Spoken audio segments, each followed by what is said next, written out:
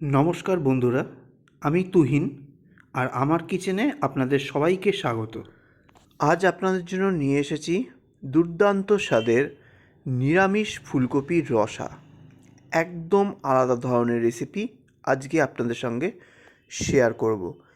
যে কোনো নিরামিষ দিনের সঙ্গে যে কোনো পুজোর ভোগেও কিন্তু নিবেদন করতে পারেন। যে কোনো নিরামিষ দিনগুলোতে এই ধরনের ফুলকপি যদি বানান, লুচি, রুটি, পরোটা, পোলাও, সাদা ভাতের সঙ্গেও কিন্তু জমে ক্ষীর হয়ে যাবে। অবশ্যই কিন্তু এই রেসিপিটা একবার বানিয়ে খেয়ে দেখবেন। আশা করি আপনাদের সবার ভালো লাগবে এবং যারা একটু তরুবত করে খেতে ভালোবাসেন, এই ফুলকপিটা আপনাদের জন্য স্পেশালি। চলুন দেখে নেওয়া যাক কীভাবে আমি এই নিরামিষ ফুলকপিটাকে স্বাদের মাত্রা দ্বিগুণ করে দিই। চলুন, প্রথমেই নিয়ে নিয়েছি দুটো মিডিয়াম সাইজের ফুলকপি। দুটো ফুলকপিকে এবার আমি কেটে নেব। প্রথমে পাতা ডাঁটা সব বেছে নেব, একদম সব বেছে ফুলগুলো বের করে নিতে হবে শুধু। দেখুন, আমি পাতা ফাতা বেছে ডাঁটা বেছে দুটো ফুলকপি নিয়ে নিয়েছি। এবার ফুলগুলোকেও বের করে নেব। দেখুন, ফুলকপির ফুলগুলো আমি ছাড়িয়ে নিয়েছি। বাটি একটা প্লেট ভর্তি হয়ে গেছে আর এটাকে কিন্তু অলরেডি আমি ধুয়ে নিয়েছি। এবার চলুন আলুটা কেটে নেব, কারণ আজকে আলু ফুলকপি দিয়ে রসাটা করব একদম অন্যভাবে। এইবার নিয়ে নিয়েছি 3টে আলু মিডিয়াম সাইজের। এইবার এই আলুগুলোকে ডুমো ডুমো করে কেটে নেব একের পর এক। দেখুন কিভাবে কাটছি, পরপর কেটে নেব। আলুগুলো কাটা হয়ে গেছে। চলুন এবার রান্নায় যাওয়া যাক। অলরেডি আমি কাটাকুটি করতে করতে একটা কড়াই বসিয়ে দিয়েছি। কড়াইটাকে গরম করে অলরেডি সর্ষের তেলও দিয়ে দিয়েছি। তেলটাও গরম হয়ে গেছে। এইবার এই তেলের মধ্যে প্রথমেই যেটা করতে হবে, আলুটা ভেজে নিতে হবে। আলুটা তেলে দিয়ে এইবার দিয়ে দেবো পরিমাণ মতো লবণ আর পরিমাণ মতো হলুদ। লবণ আর হলুদ দিয়ে ফ্লেমটা মিডিয়ামে রেখে আলুটাকে ভালো করে ভেজে নিতে হবে। আর এমনভাবে ভাজতে হবে যাতে এখানেই 70% কুক হয়ে যায়। আলুটা দেখুন লাল লাল করে ভেজে নিয়েছি। এইবার আমি তেল থেকে ছেঁকে তুলে নেব। এবার এই তেলেই আমি দিয়ে দেবো ফুলকপির টুকরোগুলো ধুয়ে রাখা, দিয়ে এটাকে পরিমাণ মতো লবণ ছড়িয়ে দেবো। হলুদ আর দেবো না, যেহেতু আলুতে দিয়েছি তেলের মধ্যে হলুদটা মিশে গেছে, তাই আমি লবণ দিয়ে ভাজবো। আর এর থেকে বেশি তেল দেবো না। যত তেল দেবেন ফুলকপি তত কিন্তু তেল টানবে। এইবার লবণ দিয়ে ভালো করে মিক্স করে দিয়ে ফ্লেমটা মিডিয়ামে রেখে ঢাকা দিয়ে এটাকে ভাজবো। ফুলকপিটা ভাজাও হবে প্লাস ফুলকপিটা নরমও হয়ে যাবে। এখন খেয়াল করে দেখুন, ঢাকা দেওয়ার পর একদম ঢাকনার কাছাকাছি রয়েছে ফুলগুলো। ঠিক 10 মিনিট পর যখন ঢাকনাটা সরাবো দেখবেন অর্ধেক হয়ে যাবে। ফুলকপিটা ভাজতে ভাজতে এর একটা মশলা আমি রেডি করে নেব। চলুন দেখে নেওয়া যাক। প্রথমে একটা মিক্সার গ্রাইন্ডার নিয়ে নিয়েছি আর এখানে দিয়ে দেবো 15-20টা গোটা কাজু। জল ছাড়াই এটাকে একদম পাউডার ফর্মে করে নিতে হবে। দেখুন পাউডার ফর্ম হয়ে গেছে, একদম গুঁড়ো। এবার এর মধ্যে দিয়ে দিতে হবে 2 ঘন্টা ভিজিয়ে রাখা 1 টেবিল চামচ চার মগজ। আর দিয়ে দেবো 4টে ঝাল কাঁচা লঙ্কা। তারপরে পরিমাণ মতো জল দিয়ে একটা মিহি পেস্ট বানিয়ে নিতে হবে। দেখুন পেস্টটা রেডি হয়ে গেছে। চলুন ওদিকে ফুলকপি কতটা ভাজা হলো দেখে নেওয়া যাক। ঠিক 10 মিনিট পর ফিরে এসেছি। দেখুন ঢাকনাটা সরিয়ে নিলাম। ফুলকপি কিন্তু অনেকটা নরম হয়ে গেছে। আগে যেরকম ঢাকনা অবধি ছিল এখন অনেকটাই কমে গেছে। এবার ফ্লেমটা হাইতে দিয়ে ফুলকপিটাকে আরও কিছুক্ষণ ভেজে নিতে হবে। ফুলকপিগুলোকে উল্টে পাল্টে আমি ভালো করে ভেজে নিয়েছি। অত্যাধিক তেল দিইনি বলে বেশি ভালো করে ভাজা হয়নি, কিন্তু এরকম করে ভাজলেও কোনো সমস্যা নেই। এবার ফুলকপিগুলোকে প্যান থেকে ছেঁকে আমি তুলে নেব। এবার এই একই কড়াইয়ের মধ্যে দিয়ে দেবো পরিমাণ মতো সর্ষের তেল।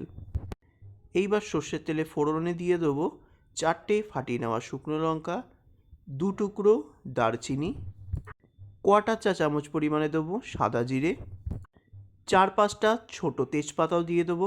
এবার ফোড়নটাকে একটুখানি হালকা ভাজতে হবে। এইবার দেবো 1 চা চামচ আদা বাটা। আদা বাটা দেওয়ার পর দেবো 1/4 চা চামচ পরিমাণে হিং। অবশ্যই দেবেন, দারুণ টেস্ট ফ্লেভার হয়। ফ্লেমটা লোতে রেখেই হিং আর আদাটাকে একটু ভেজে নেবো যাতে কাঁচা গন্ধটা চলে যায় আদার। এরপর এর মধ্যে দিয়ে দেবো 2টো বড় সাইজের কিউব করে কাটা টমেটো। টমেটোর ওপর থেকে দিয়ে দেবো পরিমাণ মতো লবণ।